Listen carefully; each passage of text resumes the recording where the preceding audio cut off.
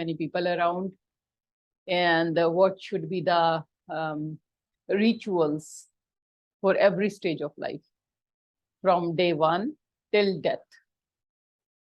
There are rituals we do, right?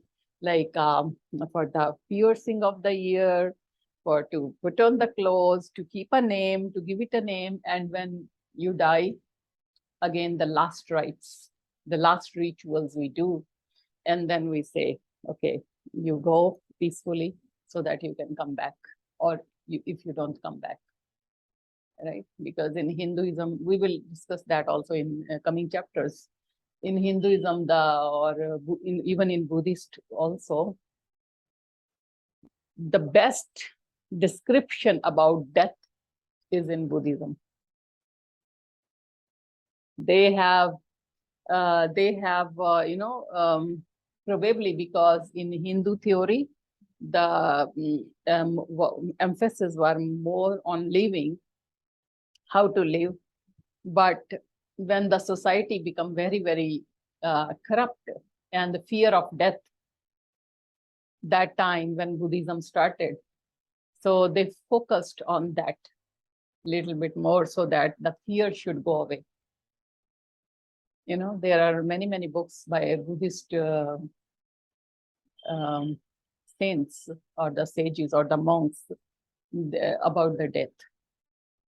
So how to leave your body, how peacefully you can leave your body, so that you do not take the trauma with you. So when you go, you go peacefully, satisfied and happy. You do not carry that negativity or too much attachments, positivity, that you are there only. You don't want to leave. You know, there is a very beautiful theory also, that when there is a sudden death, so consciousness do not understand what happened, why I'm not able to get up. So that soul is just wondering that why body is not moving. It's not easy just to like finish. It's not like that. So 4 or 5 days, the consciousness is like in a dream-like situation, like you are sleeping, and you want to get up, but you cannot get up. That's why in Hinduism, we burn the body, so that you see that there is now no attachments left with the body. Otherwise, it's more difficult to escape. So when they say that, oh, okay, so the body is no more there now. Okay, let me start my next journey. And it's a little bit easier. Otherwise, the soul just still feel confused. Why I cannot sit down? Why everybody is crying? Why I cannot handle anything? And it's like a sleep, that you are in sleep. There is nothing in your control. You are just watching. You are just watching everything, right? So the consciousness in the body is just confused. What happened? What is going on? Why I'm not feeling anything? Why I'm not feeling any pain? Who are these people? You know, so it's a little bit confused state, and in that confused state, slowly it start dissipating. That okay, no more. Like you will see in the dream sometimes. It's so weird dreams. You do not feel attached to those things, right? So when we leave the body, it's the same thing. We do not feel any attachments. If we feel like, okay, something is happening, little bit, you want to get up, you want to feel few things, but then you say, okay, bye, right? So that's, in Buddhism, it is called bardos. That after leaving the body and in between the transition state, that is bardos in Buddhism. Bardo, yeah, bardo. Bardo is this transition only, from death to the next step. Transition, in between stage, that you are in between. You are trying to understand, shall I go or shall I stay? What to do now? So anyway, so the Charaka in the book, they have written Charak Samhita. In the book, they have written clearly about how to go about the life from conception till birth and from birth to death. Everything, how you should do, what you should do with your life, how you should behave in your life. So everything is clearly mentioned. The great sage Charaka has given information about the development of the child within the womb, limb by limb, from conception to death, from conception to birth, and that equals our modern medical text in accuracy. So very accurately, they have mentioned that this is the time the baby eyes are making, this is the time intestines are making. So eat this type of food, keep this kind of mentality. In India, ancient time. So if you are pregnant, so it's a very restricted things you should do. No anger. People should not make you angry.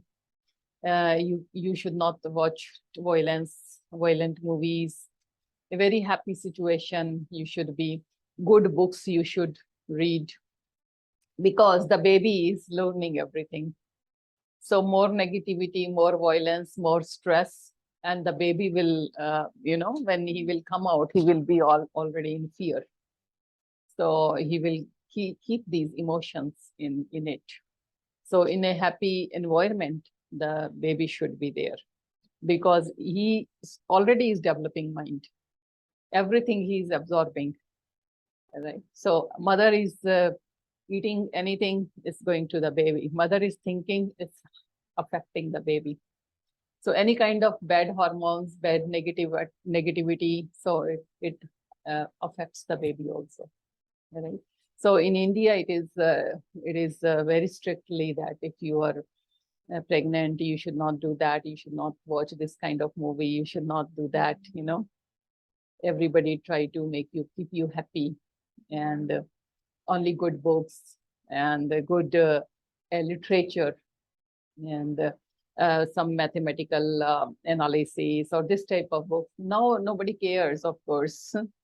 People are pregnant continuously under stress, fightings all the time in the families. So of course things are changing, but it was not like that earlier. So there is information about atomic energy, gynecology, pediatric surgery, anatomy, herbal drugs, diets, yoga, and nutrition. Around 1500 BC, Ayurveda grew into a most respected and widely used system of healing. During this time, it was divided into 8 specific branches. See, whenever something is at a very high stage, that's how you will divide. I mean to say, like these days medicine, right? We have so many super specialties. That gynecology separate, pediatric child doctor separate, medicine doctor separate, surgery separate, right? Same was in Ayurveda, because as I told you, it was at a advanced level. It was at a good advanced level. So they were, that time also, they were having 8 branches, super specialties in Ayurveda. That is mentioned in Charak Samhita. Okay. So around 1500 BC, Ayurveda grew into respected and widely used system of healing. During this time, it was divided into 8 specific branches. The 2 schools of thought also came into existence at that time, and they were Atraya, the school of physician, and surgeon, the Dhanvantari, the school of surgeons. So there were 2 separate serious branches, medicine and surgery. Okay. So Charaka was the first man who based his Samhita, Agnivesh Samhita. Sushruta based his Samhita on surgical side. So Charak Samhita is on medicinal part, and Sushruta Samhita is on the surgical part. Vagbhata compiled the 3rd famous Ayurvedic textbook called Ashtanga, and that is the mixture of both the work of Charaka and Sushruta.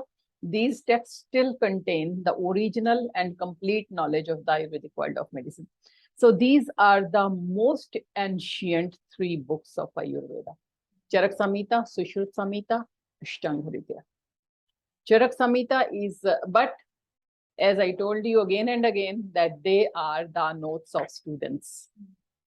Because Charaka keeps on writing in Agnivesh Samhita, my teacher writes like that.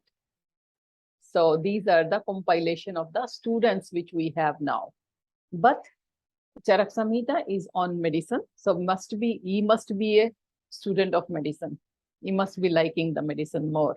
And Sushruta was more of a surgical thing. And probably this student was more into developing the instruments, because the kind of instruments we use these days in the OT theater, operation theaters, they all were there mentioned in the surgical book of Sushruta. Stitches, how many type of stitches, what kind of stitches, what thread to use. They will be using catgut, intestine of the cat, after making it dry to stitch the internal parts, because thread will not come out. Once you closed, the thread will be inside. So there should be something which will be absorbed later after some time when the wound is healed. So the thread these days, the thread they use disintegrates by itself. It is absorbed in the body. Those days they were using the intestine threads of cat, and it will be absorbed, right? And outer skin we can do with the silk thread, because that we can remove. Okay, but internally when we stitch, we cannot remove. So Sushruta has mentioned many kind of stitches, many kind of knots you can put, and many kind of threads you can use, many kind of instruments, anesthesia. So he has mentioned in his book. Okay, now I will be telling about God of Ayurveda. Who is God of Ayurveda? God of Ayurveda is Dhanvantari. Yeah, Dhanvantari. Yeah. So who is Dhanvantari? So you will read many kind of stories around it. That Dhanvantari was a god when the demons and the gods were having a fight in between. So they were fighting in the sea, and from the sea there were things coming out, because they wanted to divide the things, that this is mine, this is mine. You know that in the seabed we have lots of precious stones and so many things are there. So they were fighting that this is mine, this is mine. And ultimately the Amrit appeared. Amrit is nectar or elixir, or you can say like a medicinal water, which is prepared with the herbs, and that if you take few drops of that, you will never be sick. So the Dhanvantari, god Dhanvantari appeared with the Amrita in his hand, and it was the turn of the gods, good people. So they say that this is ours. But anyway, that's a story. But in Ayurveda, we understand Dhanvantari was a physician, a very old physician, and whose disciples were Jiva and all, you know, the physicians of Buddha.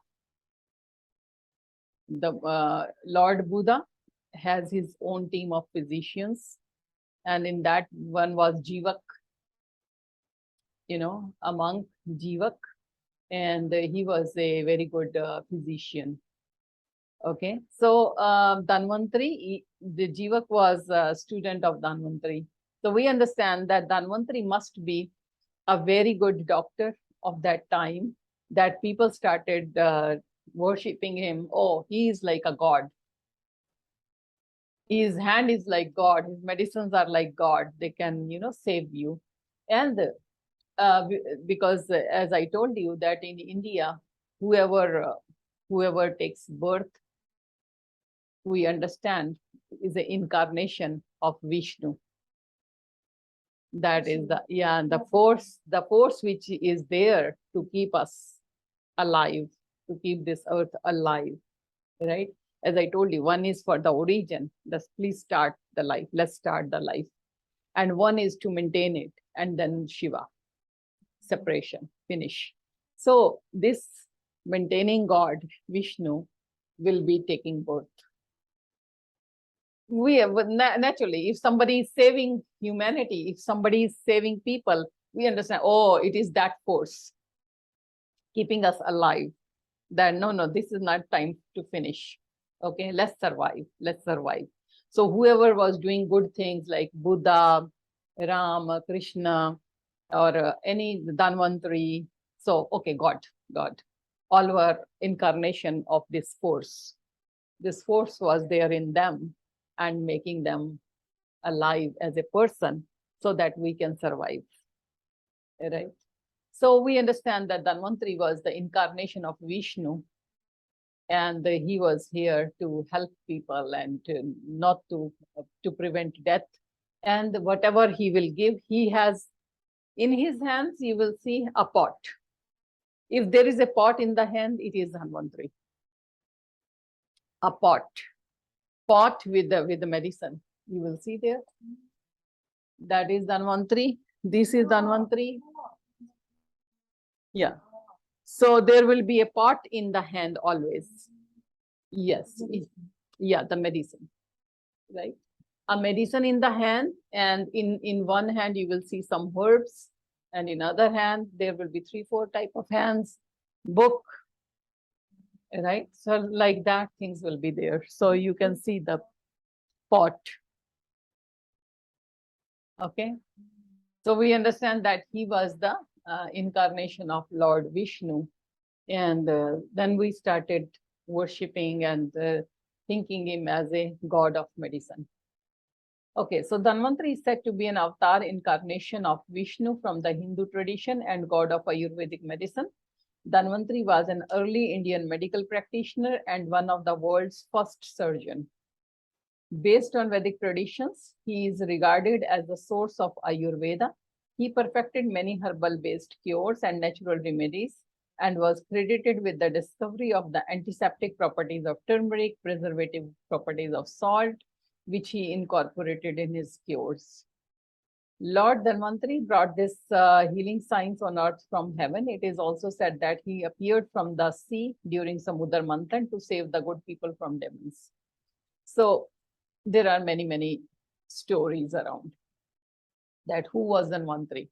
So somebody says like that, somebody says like that. But in Ayurveda, we understand it like this, that he was a physician who applied many new things in the surgery, like turmeric. You all know how turmeric is. When we were small, I never applied, in our homes, we were never having that antiseptics and all those things, never had. So anytime any injury, and my mom will put turmeric on the injuries, So any cut or any kind of scratch, and she will just take mustard oil, like few drops, make it hot, and remove it and add turmeric, make a paste. So when it is still hot and warm, we'll apply and bandage. So yeah, we never had any kind of antiseptics and this and that those days. So and there was we never thought of septic and inflammations, and then it's not healing, nothing. So turmeric is a very good antiviral, antifungal, anti-inflammatory, any kind of inflammation, and it for a bacterial infection also. So it will go away. Now also, if you can try by yourself too, If any time there is a chance of infection, you can just apply turmeric. Make a turmeric paste and apply and cover like a bandage. Yes, yes. So it will heal very, very fast, very quickly, and without leaving the mark also. So yeah, these things are very, very good, and you can do practical by yourself. If your throat, you have a infection in your throat, like adenoids or tonsils, increased tonsils, you can see that the balls here inflamed, redness in the throat. Just take turmeric, boil it in water, and do the gargles, gargles with the hot water, hot turmeric water, at least 2 times a day. Warm water, yes. Means the hot means what is tolerable. What is tolerable, right? Not exactly warm also. What you can tolerate. Like whatever the warmer, most warm you can tolerate, right? So yes, so do twice a day, at least 3-4 days, and you can see the benefit. It's better than any kind of antibiotics. So Lord Dhanvantari started using turmeric in the healing, like in the wounds, in the cuts. So and preservatives, he started using salt. So these few things he introduced into the medicine. So that's how that people started respecting him for these things, that he could add many, many new things. Okay, so that was the Lord Dhanvantari. Now, let me just first